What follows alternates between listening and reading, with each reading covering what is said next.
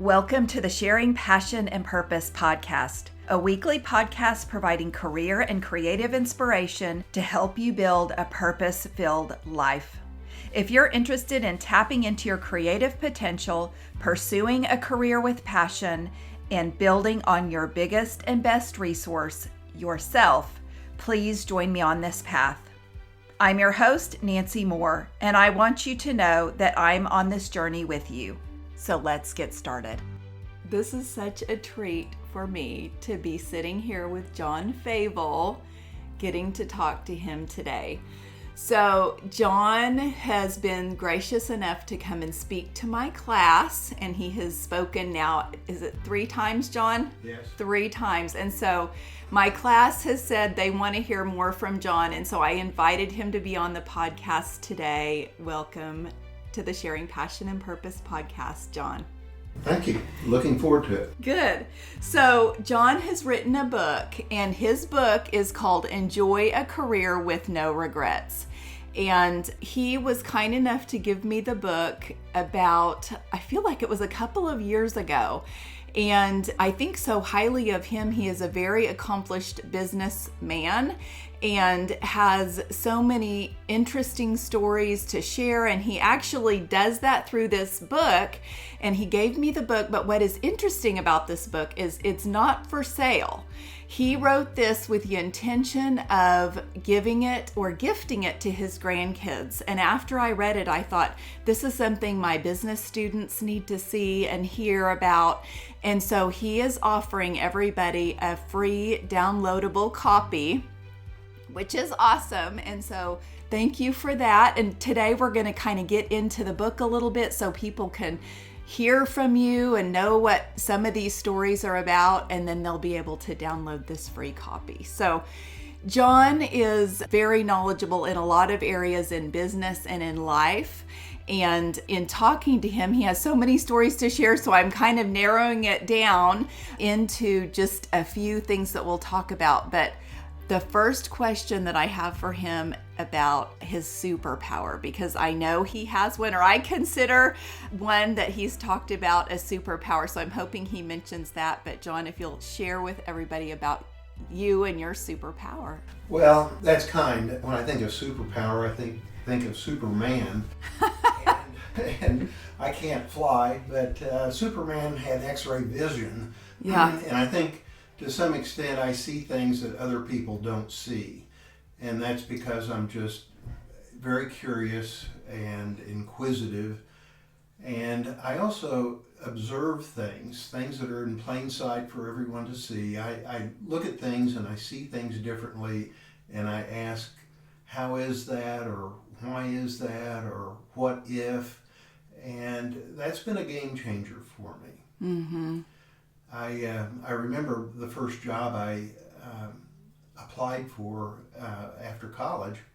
There were 55 people that applied for this job, and I made the final cut with 3 people. And the vice president of the corporation flew up from Dallas to interview the 3 or 4 of us. And at the end of the interview, this VP said, like they usually do in an interview, is there anything you'd like to ask the company or ask me? And I had picked up a brochure during my second interview of their product line, and I studied it over, and I found kind of an abnormality in one of their products, and I asked about that, and the man chuckled. He said, you know what, no one's ever asked that question. He said, I've wondered the same thing myself.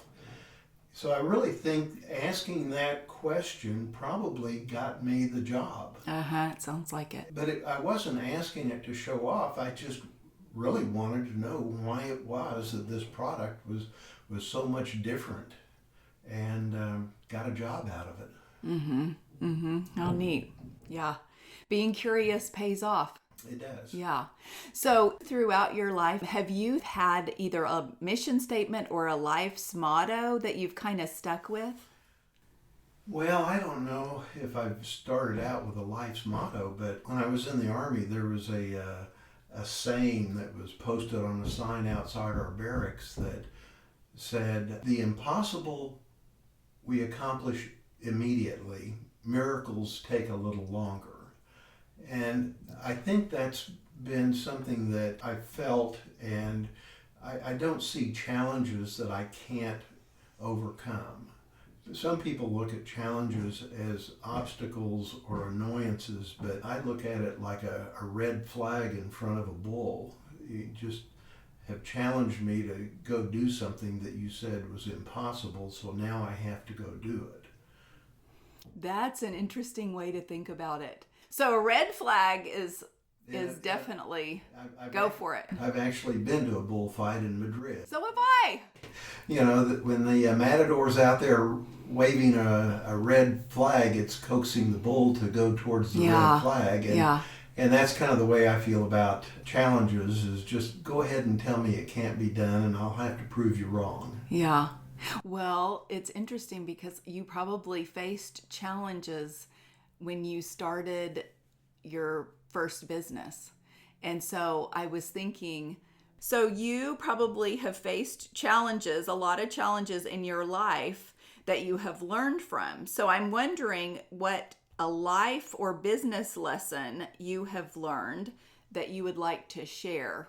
The thing that comes to mind, truthfully, it may not have anything to do with starting a business, but as a youngster, I was kind of mischievous, and I stretched the truth or just outright lied a lot. And I found out early that I wasn't very good at it. Mm-hmm. And it always seemed to catch up with me. So I kind of made a vow to myself just to tell the truth. It was so much easier, and you didn't have to remember the falsehoods that you said. And it's just served me very well. And the business I was in, we placed people in jobs, and we could pretty well detect the people that were truthful and not. And we just didn't work very hard at placing people that were exaggerating their resumes or making false statements. And I think those people kind of fall to the wayside. Mm-hmm. So being honest and having integrity, I think, goes a long way in the business world. Mm-hmm. That's good advice. Your credibility, is once you lose your credibility, all is lost. And it's very, very difficult, if possible at all, to gain that back. Mm-hmm. Mm-hmm. Yeah. Okay. Yeah, great advice. Okay. So I am interested in you talking about overcoming failure, because that's something that everybody experiences, and I'm quite certain you have at some point. But I'm wondering if there was a pivotal point in your life that you made a decision that didn't work out. And so if you could kind of share that and what you did to overcome that or course correct from that situation. Well, that's a great question. And I'll refer back to that first job that I ended up getting. Mm-hmm. And I had beat out 54 other people for that position. And the sad news was, 2 weeks after I started the job, the manager I was reporting to was terminated. I don't think it was a surprise to him, but it was for me. And one of the reasons I was looking forward to the job was working with this particular manager. He was a superstar. And so I was kind of floundering in my job. I had no one to train me, and no one gave me a job description of what that particular job was. I knew what the next job was to be. And about a month into the job, the general manager of the company called me into his office at 5 o'clock and said things aren't working out. And he was very nice about it, but he said, you don't really catch on to what's going on here. And you've got 30 days to figure it out. Well, I didn't have anyone to train me. So I remember driving home that evening and making excuses about, well, this isn't working. It's not my fault. They didn't tell me. No one's showing me. And I beat out 54 other people for this job. I'll just go find another job. And that was the conversation I had with myself. But by the time I got home, it was about a 15-minute drive, I thought, you know what? I can do that job. I don't even know what the job is, but they can't give me something I can't do. So I'm just going to go do it. And It was a turning point. It was actually miraculous that I went in a 180-degree different direction. I wasn't there to prove to the general manager that I could do it. I just wanted to prove it to myself. And I worked longer hours. I just worked my tail off to do that job. And I have to tell you, today, after spending 40 years owning my own businesses, I don't think I've ever done a better job than that first job I had. And it was self-taught, and it was a difference between having the mentality of being entitled or lazy or someone else should do the job and actually owning the job. I had mastered the job, I had total ownership, and it felt so good. Yeah, that's awesome. The situation I was in, during all of the interviews, no one ever told me anything about this initial job. It was more of a training position to become a salesperson.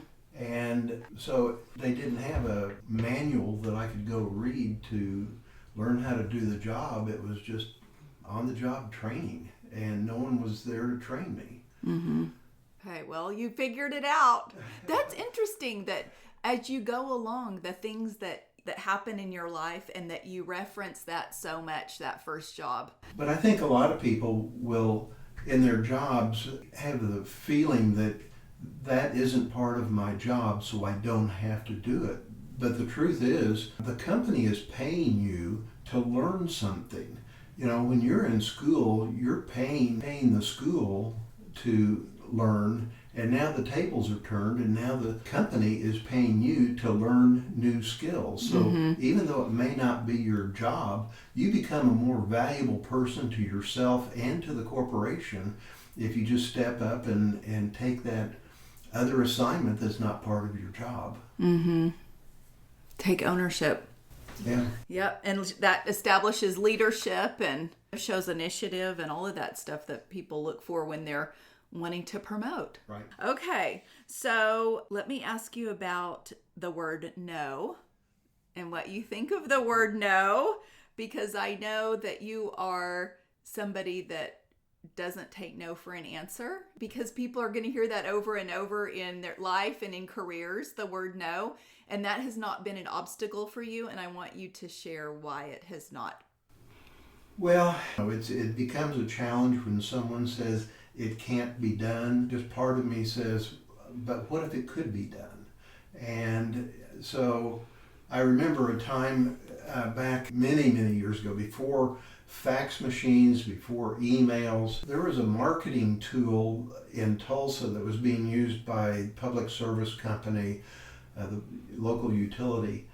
And I learned over the weekend that they were going to abandon that. And so all weekend, in my mind, I thought, oh my gosh, I can't believe they're going to give this up. So first thing Monday morning, I called public service company, got a hold of the right person, and that person explained that they were being required by the Corporation Commission to give up this particular marketing tool. And I said, well, how would I be able to take it over? And he gave me a number to call in Atlanta, Georgia, and a name. And so I called a company called Autocron. And a very nice man I spoke to said, well, you're too late. We've already sent out 6 contracts for the Tulsa market, and we're sure we have someone that'll take it. So he was basically telling me, no, you're too late. And I said, and I really wanted this. And so I asked the man, I said, and this is before faxes, I said, could you read me the contract? And so he kind of thought that was a curious thing to ask, but he read me about a 3-page contract, and everything seemed to be kind of standard boilerplated language, and then he got down to a clause that said, should the buyer, which would have been me, they have 30 days to accept the terms and conditions, or they can get their money back. And I let him continue to read and finish the contract, and when he finished reading it, I said, well, this all sounds very reasonable, I'll take it. He said, well, no, you have to have your attorney read this. And I said, I'll tell you what, my attorney and I will be in your office tomorrow, and I'll sign the contract. And so I called my attorney and said, what are you doing tomorrow? And he goes, well, I got this and that. And I said, well, let's go to Atlanta. And so we flew down to Atlanta and signed that agreement, and it was a game changer. So wow, nothing is, I just don't believe in the word no. Okay. So was it your speed in making that decision and getting there? And well, that was part of it. There wasn't really a hard decision, but those contracts were sitting on other people's desks, just doing nothing. They were being shuffled from one company to the attorney's office. Oh, yeah. And all of that, and it wasn't a hard decision. Okay. So I just decided to do it, and it's something that we did very successfully for years. Mm-hmm. And this was in your career placement firm? Actually, if you remember, most everyone wouldn't know this. Back in the day, before cell phones, and you could tell what the time and temperature was, it was very customary for people to dial a landline and get a recording telling the correct temperature and time. And there were 100,000 calls a day going into this phone messaging system, and I used it to put an advertisement for my company on there. And so I was getting, long before Facebook and all of these likes and social media, I was getting 100,000 calls a day in Tulsa, Oklahoma to promote my business. Wow. And okay. it was real funny after that. I ran into an owner of a car dealership, and he said, how did you do that? He said, I had my attorney looking at that contract, and I just kind of laughed, and I said, well, I just jumped on it. And I had the owner of a funeral home that wanted it also. But the early bird gets the worm. I think Jeff Bezos said, you need to make your decisions with only 70% of the information available. If you wait until you have 90%, you waited too long. Mm-hmm. Yeah. Okay, that makes sense. And it's not 20% of the information. I mean, there's a significant portion that you would have, 70%. Well, in this case, I didn't have all the information. I didn't know the cost. I didn't do feasibility studies and things like that. But there was a provision in the contract that said, I've got 30 more days to figure this thing out. So where's the risk? Okay. That's smart. Well, and you say smart. If you have time, I can tell you about the smart car. Okay. I do have time. Tell it. I know. I love that story, and I would love to hear that, because that is along the same lines of hearing no. Well, it was hearing no. I was in Europe with two other couples, and we noticed all these small little cars, two-seaters, that were running around Europe, and we thought it'd be fun to buy one, or each of us buy one, and take it back to Tulsa. And so we went down to the local dealership in Rome, and the saleswoman greeted us, and she said, what can I help you with? And we said, well, we'd like to buy smart cars today. And she, with a frown, said, well, I can't sell them to you. And we go, what? And she said, well, they're not legal in the United States. And so we kind of pondered that a minute and left, and somewhat challenged each other to who can get it the first. And as we came back to the United States, and sure enough, I mean, they weren't DOT certified. You couldn't insure them. You couldn't get a license plate for them. So you really couldn't drive them on the streets, but I wasn't going to give up on that. And it was probably several months later, I was driving down the street, and I saw a license plate that was a tribal license plate. I think it was Creek Nation or Cherokee, and I thought, well, you know what, those people can license anything. So I checked around, and sure enough, they would be willing to license this smart car that wasn't being sold in the United States. Since don't have any tribal descent, I I worked a deal with a friend of mine to purchase for $1 a mothballed corporation I had that was in good standing with the Secretary of State of Oklahoma. And with that, we purchased the license plate. I had made an arrangement out of a dealership in Canada to sell me one of the cars. I had it transported to Tulsa. We licensed it under a tribal name. And so I was able to insure it on a rider policy with our corporate policy, insurance policy. So there I was for 2 years before these were legal in the United States, driving a smart car, and because of the name Smart, we were able to use it in promotions, in recruiting fairs, and we actually drove it on the campus during halftime at a TU football game. I love it. Now, John, that is smart. Well, thank you. And it really, all you have to do is say no, and I've got to figure out a way to make it happen. Yeah. Okay. That's probably another, well, that goes along with curiosity and your superpower. Figuring out when you hear no, okay, let me think how I can make that happen. Well, a lot of times when you're curious, you're taking in information that you may not use immediately. But down the road, that will come into play. Just like that license tag, I knew that they could license just about anything they wanted, but it was kind of thinking outside the box. Oh, I love it. That's amazing. Okay, so John, you have a lot of great advice to share, but I'm wondering what the best advice you have ever received would be and who that was from. Well, that's an easy question. When I was 17 years old, my dad shared with me some heartfelt advice that he had and a regret that he had. He worked for a large oil company, Exxon, and he was facing being transferred. He raised 4 children in Tulsa, and the company was about ready to move us to Chicago. And he said he wished that he had started his own company when he was young. And he lamented the fact that he was now 47 years old and too old to take that risk. He had one child, my older brother, in college and 3 more getting ready to start.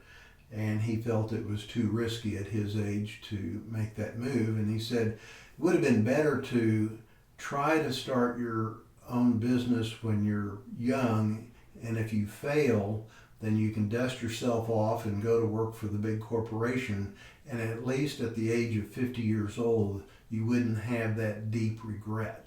Mm-hmm. So that resonated with me, and back then the term golden handcuffs hadn't been coined, and that's really what my dad was faced. They paid him extremely well. Benefits were incredible.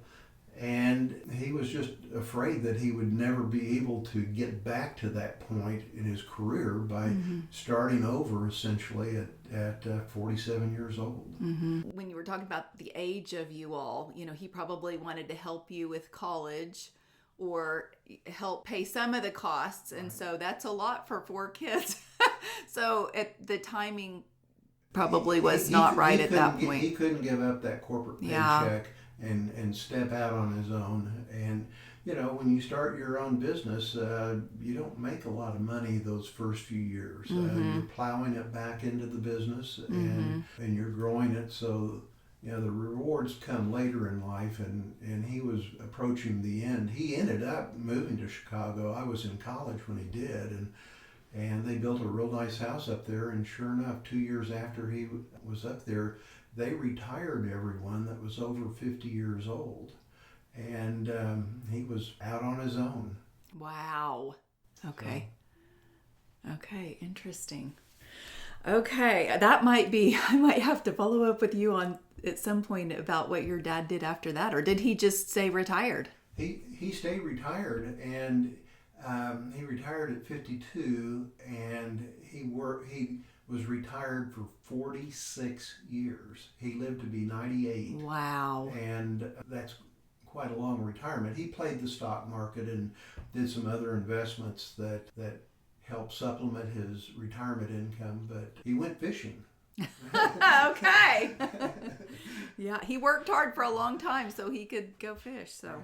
Okay, so what advice would you have for somebody who has a business idea and they're just starting out on that? I think it depends on the one thing, and that is what is that business? Is it a side gig?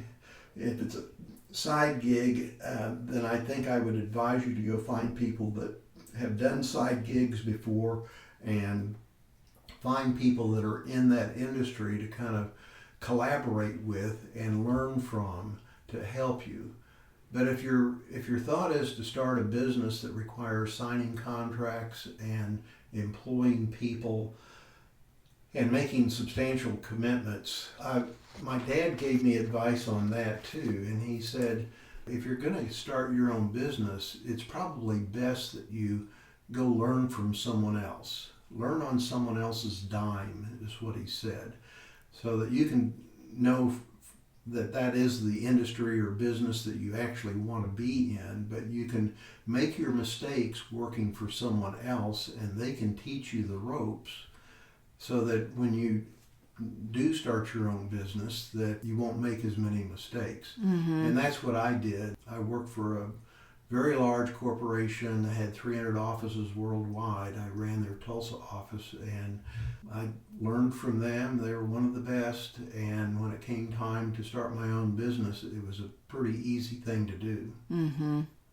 Yeah, that's very smart though, to gain that knowledge and understanding, or even find somebody you can talk to who is doing something similar. Right. So and there are people out there that want to start their own business but aren't sure what that business is going to be. And I think I've encouraged people to seek out a mentor, someone that's 20, 30 years older than you, and ask them about their own experiences and regrets. A lot of people will say, well, if I had it to do over, I don't think I'd do that again.